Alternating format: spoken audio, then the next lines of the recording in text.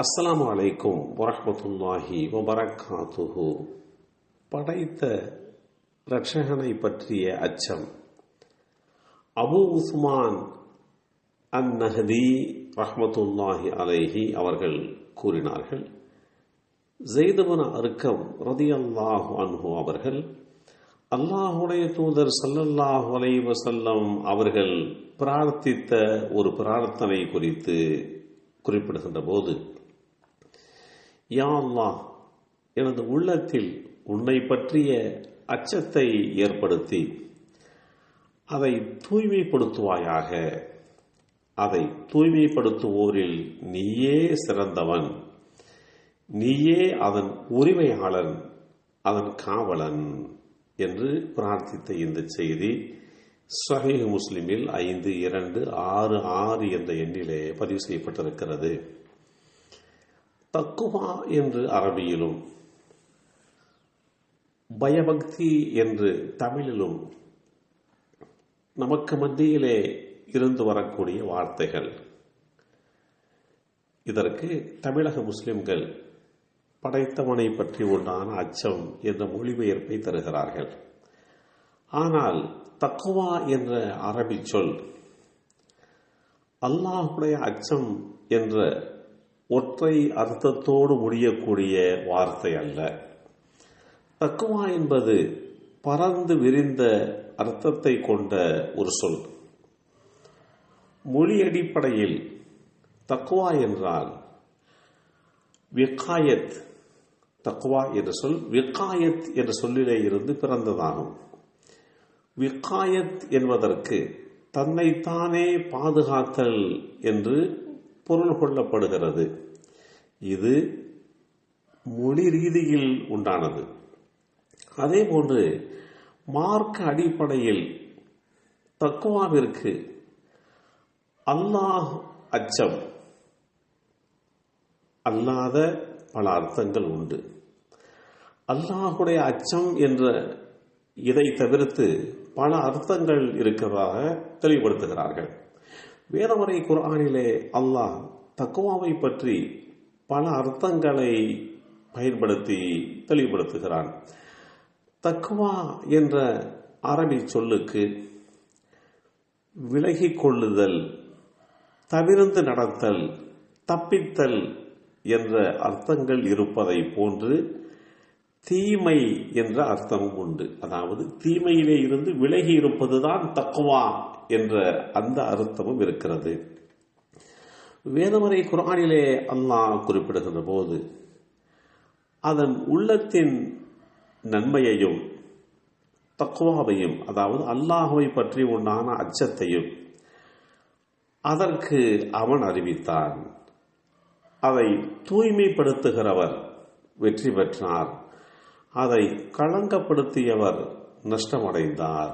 அல் குர்ஆன் அத்தியாயம் 91 வசனங்கள் 8, 9 மற்றும் 10. இந்த வசனங்களில் அல்லாஹ் உள்ளங்களை குறித்து பேசுகிறான். அதில் அல்லாஹ் உள்ளத்திற்கு நன்மைகளையும் தக்வாவையும் சொல்லிக் கொடுத்திருப்பதாக தெளிவுபடுத்துகிறான். இந்த இடத்தில் தக்வாவிற்கு அல்லாஹுடைய அச்சம் என்று மொழிபெயர்ப்பது பொருத்தமானதாக இருக்காது. காரணம், அல்லாஹுவை பற்றி உண்டான அச்சம் அது இருந்தால்தான் நன்மையை பெற முடியும். அல்லாஹுவை பற்றி உண்டான அச்சம் இல்லை என்றால் செய்யும் செயல்கள் நன்மையை பெற்றுத்தராது. தொடர்ந்து வரக்கூடிய வசனங்களை நாம் ஆய்வு செய்ய முற்படுகின்ற போது தக்குவா, அல்லாஹுடைய அச்சம் என்ற அர்த்தம் பொருத்தமில்லாததை என்று விளங்கிக் கொள்கின்ற வகையிலே அமைந்திருக்கிறது. வேதமுறை குர்ஆனிலே அல்லாஹ் தக்குவா என்று குறிப்பிடுகிறான். அந்த தக்குவா என்பது தீமையை குறிக்கும் என்றும் வியாக்கியானங்கள் சொல்லப்படுகிறது. அதாவது தீமையிலே இருந்து தவிர்த்து கொள்ளுதல் என்பது போன்ற உண்டான பொருளாக்கத்தையும் கொடுக்கும். அதன் உள்ளத்தின் நன்மையையும் தீமையையும் அதற்கு அவன் அறிவித்தான் என்று இந்த வசனத்தின் வாயிலாக சில வார்த்தைகளுக்கான அர்த்தத்தை அதன் எதிர்பதமானதாக, அப்படி எதிர்பதமான வார்த்தையை கொண்டு விளங்கிக் கொள்ள முடிகிறது. உதாரணமாக, நன்மை என்ற வார்த்தையின் அர்த்தத்தை அதன் எதிர்பதமான தீமை என்ற வார்த்தையை கொண்டு விளங்கிக் கொள்ளலாம். தீமைக்கு எதிரானது நன்மை என்று சொல்லலாம்.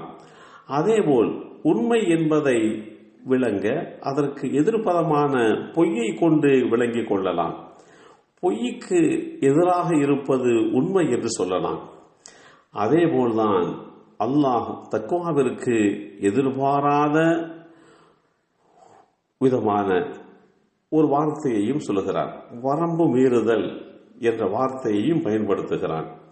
நன்மையிலும் அல்லாஹுடைய அச்சத்திலும் ஒருவருக்கொருவர் உதவி கொள்ளுங்கள், பாவத்திலும் வரம்பு மீறுதலிலும் ஒருவருக்கொருவர் உதவி கொள்ளாதீர்கள், அல்லாஹுவை அஞ்சுங்கள், அல்லாஹ் கடுமையாக தண்டிப்பவன். அல் குர்ஆன் அத்தியாயம் 5 வசனம் 2 இந்த செய்தி தெளிவுபடுத்தப்பட்டிருக்கிறது. இதில் 2 விஷயங்களில் ஒன்று, ஒருவருக்கொருவர் உதவி கொள்ள வேண்டும் என்று அல்லாஹ் கூறுகிறான். அவை நன்மை மற்றும் தக்வா என்று எடுத்துக்கொள்ள வேண்டும். இன்னும் 2 விஷயங்களில் உதவக்கூடாது என்று அல்லாஹ் கட்டளையிடுகிறான். அவை பாவம் மற்றும் வரம்பு மீறுதல். இந்த வசனத்திலே நன்மைக்கு உதவுங்கள் என்று கூறி அதற்கு எதிர்பதமாக இருக்கும் பாவத்திற்கு உதவக்கூடாது என்ற யதார்த்த நிலைப்பாடுகளை அடிப்படையாக கொண்டு அல்லாஹ் தெளிவுபடுத்தியிருக்கிறான். இத்தகைய அம்சங்களை அடிப்படையாக வைத்து அல்லாஹுவை பயந்ததொரு வாழ்வியலை உருவாக்கிக் கொள்ள வேண்டும். எல்லாம் வல்ல அல்லாஹ் அருள்பாலிப்பானாக. அஸ்ஸலாமு அலைக்கும் வரஹ்மத்துல்லாஹி வபரகாத்துஹு.